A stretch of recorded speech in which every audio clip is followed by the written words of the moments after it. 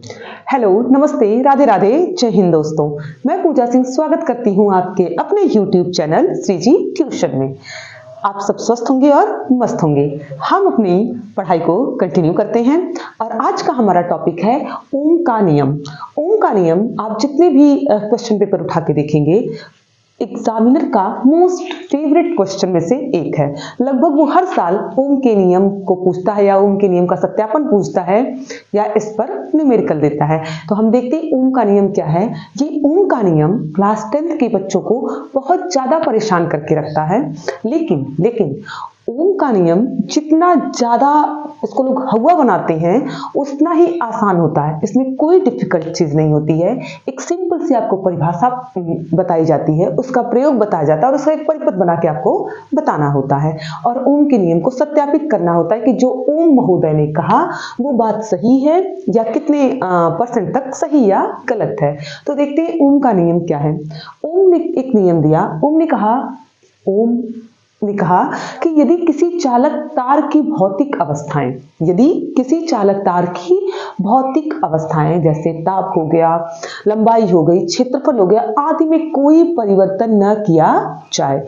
यदि किसी चालक तार की भौतिक अवस्थाएं ताप, लंबाई, क्षेत्रफल आदि में कोई परिवर्तन न करें तो चालक तार में बहने वाली धारा और चालक तार के सिरों के बीच का विभवांतर का अनुपात एक नियतांक होता है या नियत होता है। उन्होंने एक सिंपल सी बात कही, ऑब्वियस है कि अगर आप कुछ घटाएं बढ़ाएं नहीं, कुछ नहीं बदलेंगे, जैसे पहले था वैसे ही अब भी था, तो दोनों का अनुपात बहने वाली धारा का और सिरों के बीच लगने वाले विभवांतर का अनुपात एक नियतांक होता है या ये क्या होते हैं, नियत होते हैं। तो पहले अपनी बात को लिख लेते हैं और उसको फिर देखते हैं क्या ओम का नियम।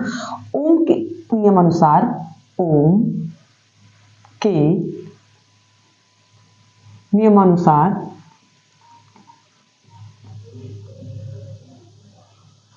ओम के नियमानुसार क्या कहा इन्होंने, यदि किसी चालक तार की ओम के नियमानुसार चेंज कर लेते हैं, यदि किसी चालक तार की क्या है, यदि किसी चालक तार की भौतिक अवस्थाएं, यदि किसी चालक तार की भौतिक अवस्थाएं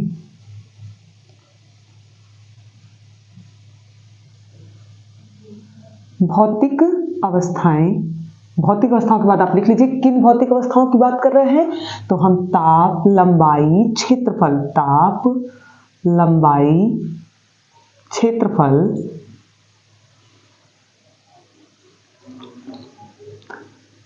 भौतिक अवस्थाओं को पेन चेंज करके लिखते हैं ताकि आपको आपकी नजर उस पर पड़े। ये हो गया लंबाई, क्षेत्रफल, आगे पीछे किसी को भी लिख सकते हैं, लंबाई, क्षेत्रफल, ताप, यानी कि ताप, लंबाई, क्षेत्रफल आदि में कोई परिवर्तन न किया जाए, आदि में कोई परिवर्तन न किया जाए, कोई परिवर्तन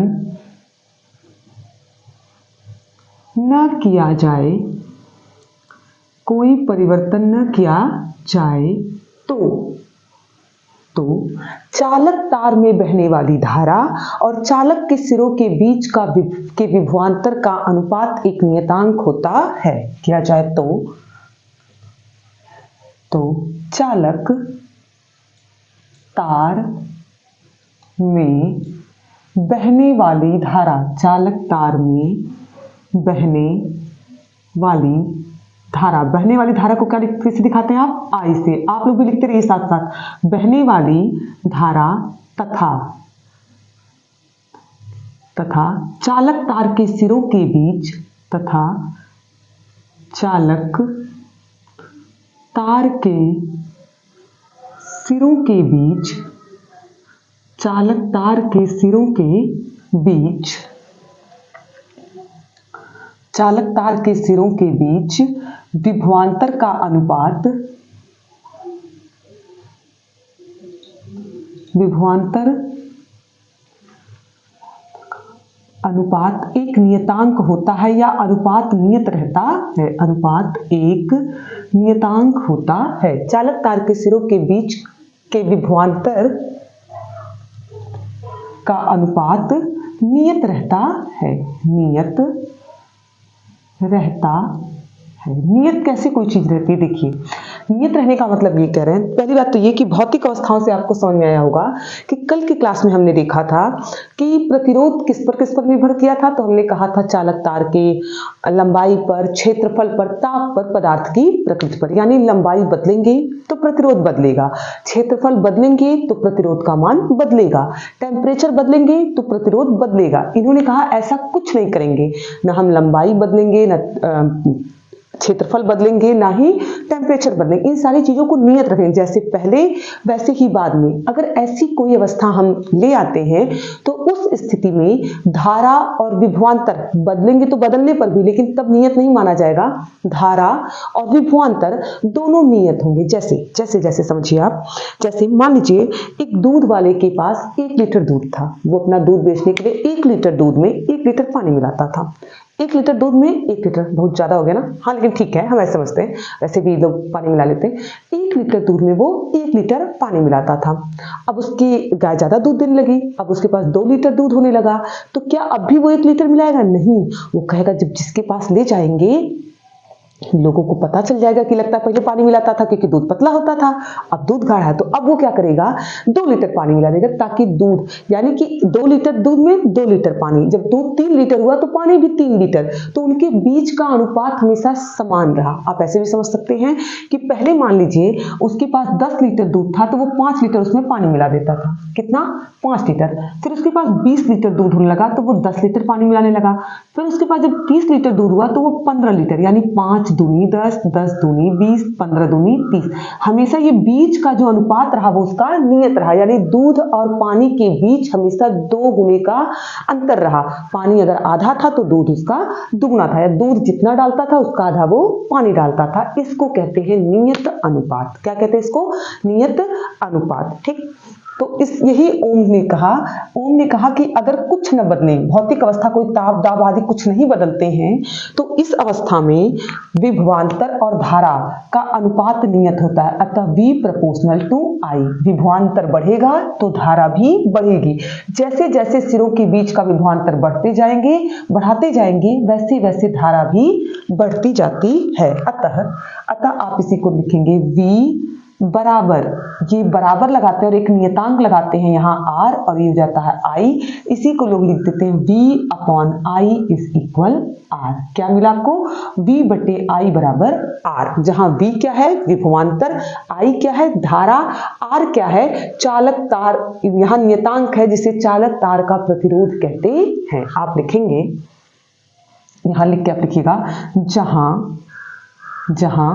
V विभवांतर, सिरों के बीच विभवांतर, तार के सिरों के बीच विभवांतर, सिरों के बीच विभवांतर, जहां V सिरों के बीच विभवांतर, I, कैपिटल I लिखे हैं तो कैपिटल लिख लेते हैं, यहां भी कैपिटल बना लीजिएगा।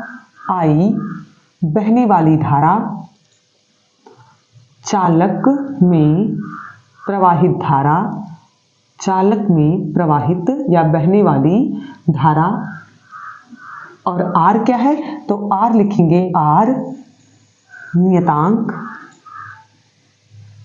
R एक नियतांक है जिसे चालक का प्रतिरोध कहते हैं, जिसे चालक का प्रतिरोध कहते हैं, चालक का प्रतिरोध कहते हैं। यहां से क्या सूत्र मिला? यहां से हमें सूत्र मिल गया V/I इज इक्वल R। प्रतिरोध क्या होता है? विभवांतर बटे धारा। जितनी विभवांतर उस सिरों के बीच है और जितनी धारा प्रवाहित हो रही है, अगर उनका अनुपात निकाल दें तो यही एक नियतांक है। आप यहाँ पे लिखेंगे R क्या है? एक नियतांक। हमने क्या कहा, हमने कहा ओम ने कहा कि यदि किसी चालक तार के सिरों तारक तार की भौतिक अवस्थाएं ताप, लंबाई, क्षेत्रफल आदि में कोई परिवर्तन न करें, सब सेम का सेम है। जैसे अगर आप लंबाई बढ़ा देंगे तो अपने आप प्रतिरोध बढ़ जाएगा, लंबाई घटा देंगे तो प्रतिरोध घट जाएगा, क्षेत्रफल बढ़ा देंगे तो प्रतिरोध कम हो जाएगा, क्षेत्रफल घटा देंगे तो प्रतिरोध ज्यादा। हमें ऐसा कुछ नहीं करना है, जो जैसा था वैसा ही, ना तो इसको खींच के बड़ा करना है, ना तो इसको फैला के चौड़ा करना है। इस अवस्था में बहने वाली धारा और चालक के सिरों के बीच के विभवांतर का अनुपात एक नियत रहता है, यानी एक नियतांक होता है।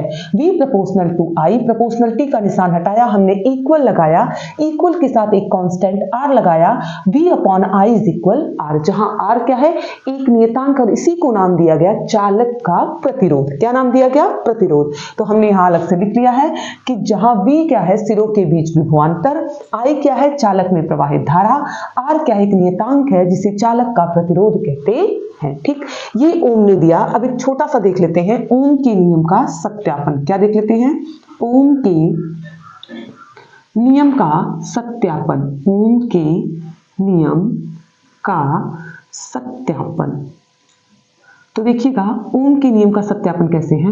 ये है ओम के नियम का सत्यापन, और ये है ओम के नियम के सत्यापन के लिए परिपथ। ये रास्ता बना के परिपथ हम बनाते हैं। कैसे बनाते हैं, ओम के नियम का सत्यापन क्या कहता है, देखिए जो बात हमने ऊपर कही है उसी को नीचे प्रूफ करने की कोशिश हमने की है।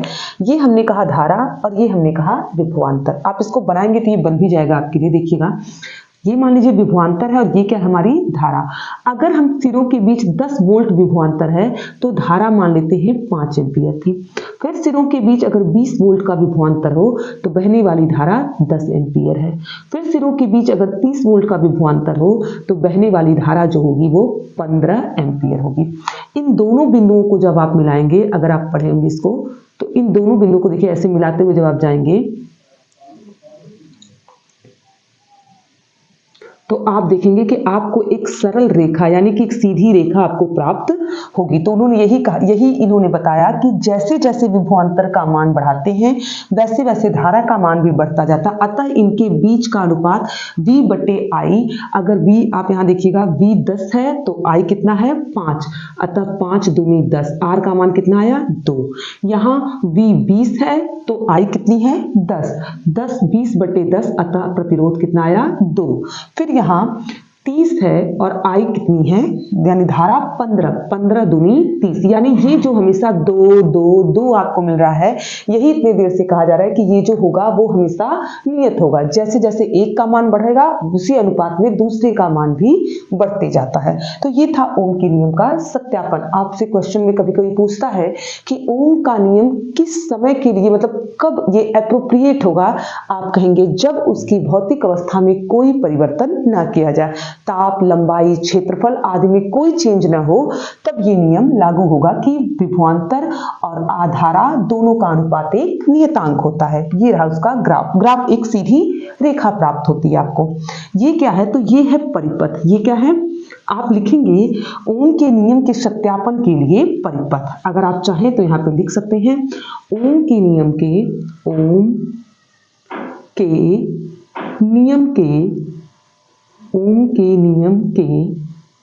सत्यापन के लिए परिपथ। ओम के नियम के सत्यापन के लिए परिपथ क्या है। ओम के नियम का सत्यापन, हमने एक परिपथ बनाया, मैं आपको पहले भी बता चुकी हूँ। ये क्या है, ये है बैटरी। बैटरी और सेल में क्या अंतर होता है, देखिएगा ये है सेल, एक सिंबल, एक प्लस एक माइनस, ये है सेल। जब एक सेल से ज्यादा सेलों के संयोजन को ही क्या कहते हैं, बैटरी। ये प्लस बड़े वाले को इसको प्लस बनाते हैं, इसको माइनस, एक प्लस दूसरा माइनस, दूसरे का फिर प्लस, फिर ये माइनस, फिर इससे प्लस और फिर ये माइनस, ऐसे कई सारे सेलों को जोड़ के क्या बन देते हैं, बैटरी। तो हमने बैटरी लगा दी, ये धन सिरा हो गया, ये ऋण सिरा हो गया। आपको पता है कि विद्युत धारा प्लस से, अब एक चीज और ध्यान दीजिए, अगर यहाँ कुंजी ऐसे बना दें तो इसको कहते हैं खुली कुंजी, यानी कि परिपथ में विद्युत धारा प्रवाहित नहीं हो रही है क्योंकि यहाँ बीच में कोई रास्ता नहीं है। वैसे ही है जैसे आपने देखा होगा बाहुबली में जब उसकी लास्ट में उसकी मां सर पे लेके उसको चक्कर लगाने के लिए पूरा कहते हैं और बीच में वो नदी आ जाती है जिसमें वो पार नहीं हो पाती है, और उस समय बाहुबली वो जो बड़ी सी मूर्ति होती है उसका वो सिर मुकुट गिराता है, वो बीच में आती है और फिर वो मुकुट के ऊपर पैर रख के पार, यानी कि इस पार से इस पार जाने के लिए विद्युत धारा को रास्ता नहीं मिलता है जब हम कुंजी को निकाल देते हैं। और जैसे ही ये दोनों समझ जैसे है, और जैसे ही हम बीच में कुछ ऐसा कुंजी लगा देते हैं तो ये धारा इस पर चढ़ के फिर इस पार हो जाती है। सेम वही मुकुट वाली स्थिति होती है। तो हम यहाँ कुंजी लगा दिए, अब विद्युत धारा यहाँ से गई यहाँ, अमीटर में माप लेते हैं। ये क्या है? अमीटर।